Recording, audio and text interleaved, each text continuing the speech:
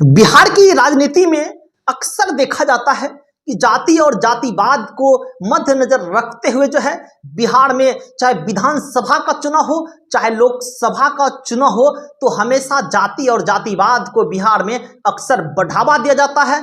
अक्सर जाति को देखकर ही बिहार में वोट देते हैं। अब जो है 2024 में लोकसभा का चुनाव है तो सभी पार्टी जो है रणनीति निश्चित रूप से बना रहे हैं। सभी पार्टी अपने अपने जाति को मनाने पर भी तुले हुए हैं। मनाने के अर्थात कहा जाए तो कोशिश में लगे हुए हैं। बिहार में अभी नवरात्रि चल रही है। बिहार की नवरात्रि पर बीजेपी की फलाहार पॉलिटिक्स अब समझिए बीजेपी जो है अब जो है किस प्रकार की पॉलिटिक्स खेल रहे हैं। 2024 के लोकसभा चुनाव को लेकर ये बीजेपी जो है ये प्लान बना रहे हैं कि अगले साल जो है संभावित लोकसभा को चुनाव को लेकर सभी दल अपनी अपनी रणनीति को तैयार कर रही है। सभी दल अपना अपना रणनीति जो है वो बेहतर रूप से बना रही है। इसी बीच बीजेपी हिंदुत्व के मुद्दे को हवा देने में जुटी हुई है।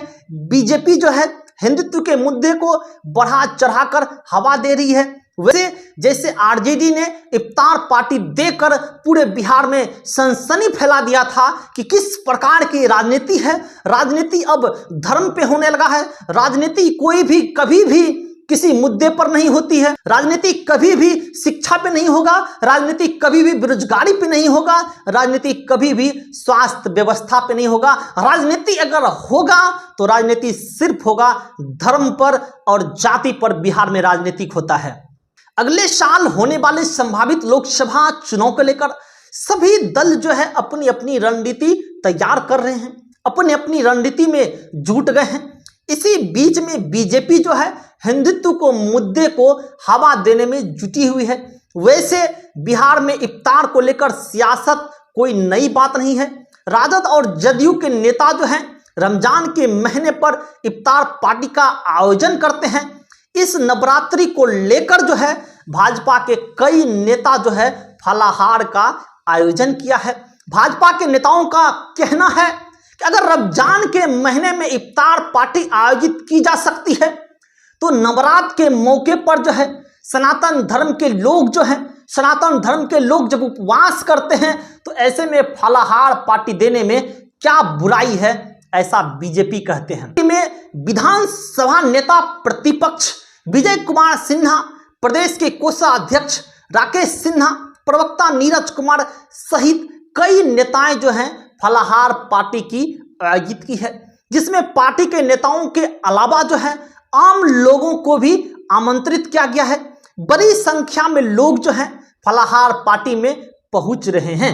विधानसभा में विपक्ष के नेता ने कहा कि महागठबंधन के तुष्टीकरण के लिए इफ्तार पार्टी का आयोजन करते हैं, जबकि बीजेपी प्रधानमंत्री नरेंद्र मोदी द्वारा घोषित सभी वर्गों को संतुष्टिकरण सिद्धांत के तहत जो है नवरात्र में फलाहार प्रसाद का निरंतर जो है वो आयोजन करेगी।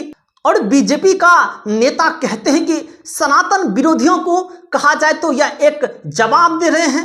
कहा कि सनातन धर्म का अपमान, इसके प्रति भ्रामक वातावरण बनाना सनातन विरोधियों की आदत बन गई है।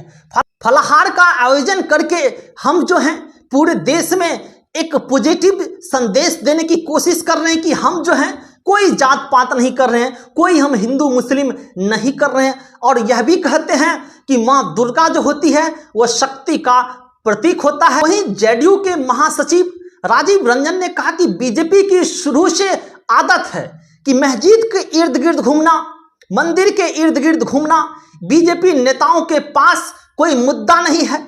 बीजेपी नेताओं के पास जो सिर्फ और सिर्फ मुद्दा है वो मुद्दा है हिंदू मुस्लिम, भारत पाकिस्तान, मंदिर मस्जिद।